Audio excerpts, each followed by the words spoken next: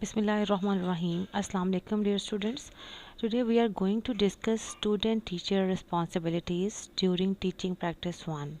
So let's see what are the responsibilities of student teacher during teaching practice. So here are some points that we need to follow. The first point is that observe professional discretion and confidentiality with children, families and staff. You know that जब आप teaching practice के लिए जाते हैं तो आपको एक professional जो कहते हैं ना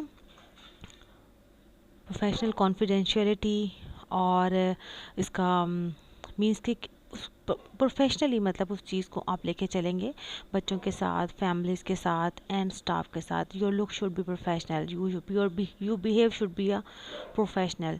arrive on time during teaching practice.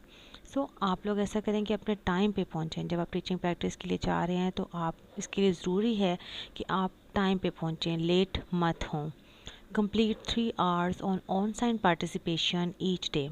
आपका दिन है उसमें आपकी 3 आवर्स आपने उस जगह पे गुजारने हैं. So you have to complete your time every day over the course during teaching practice. Means कि जितना आपका कोर्स है उसमें आपको 3 आवर्स डेली अपने जहाँ पर टीचिंग प्रैक्टिस के लिए जा रहे हैं वहाँ पर गुजारने होंगे. तो उसे कंप्लीट करना है, आपने पूरा करना है. Call early in the morning if sick. अगर खुदा ना खास्ता आपकी तबीयत ख़राब हो जाती है तो आप अर्ली मॉर्निंग कॉल करके बता दें और इस बात का यकीन कर लें to reschedule the hours during teaching practice 1. Means कि अपने जो स्केड्यूल वर्किंग आवर्स हैं उनको रीस्केड्यूल कर लें, उसको इंश्योर करें. मीन्स कि एक्सचेंज कर लें कि आज मैं नहीं ले सकती, मैं किसी और दिन ले लूँगी. Because you have to complete your hours ना, दैट्स वाई आप उसको रीस्केड्यूल कर लें. Dress with the professional appearance. आपकी अपीयरेंस एक प्रोफेशनल टीचर की होनी चाहिए. बिकॉज ऐसा ना हो कि आप वहाँ पे जो है बहुत ज़्यादा ड्रेसअप होकर चले जाएं, तो this doesn't look good. Work with a positive attitude. और जब आप टीचिंग प्रैक्टिस के लिए जाएं तो आप एक पॉजिटिव एटीट्यूड के साथ वहाँ पर काम करें, एंथुजिज्म हो उसमें and appropriate sense of humour. बहुत ज़्यादा सीरियस हो जाना, बहुत ज़्यादा मीन्स कि आप बिल्कुल जैसे स्माइल भी ना कर रहे हों. आपको पता है टीचिंग प्रैक्टिस के दौरान तो अपने बच्चों के साथ आपका लिंकअप होना होता है, आपका इंट्रैक्शन बच्चों के साथ होता है.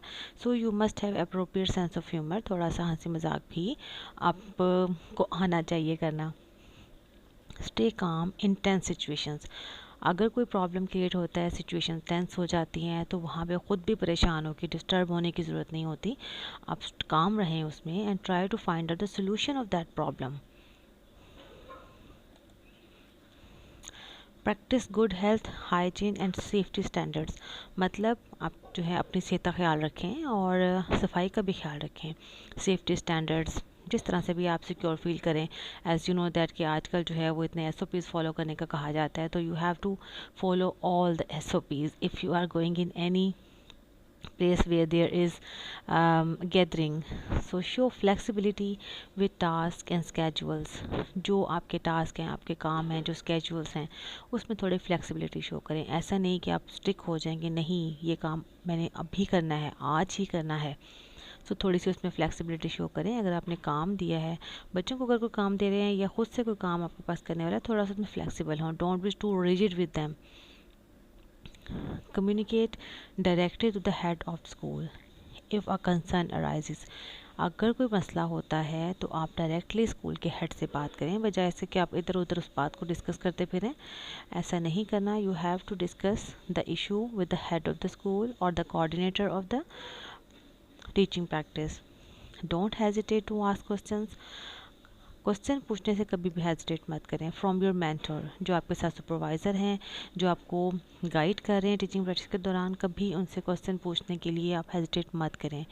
क्योंकि आप इस बात को सिर्फ याद रखें कि आप लर्निंग कर रहे हैं, कि यू आर लर्निंग. ठीक है. तो this was the responsibilities of student teacher while doing teaching practice.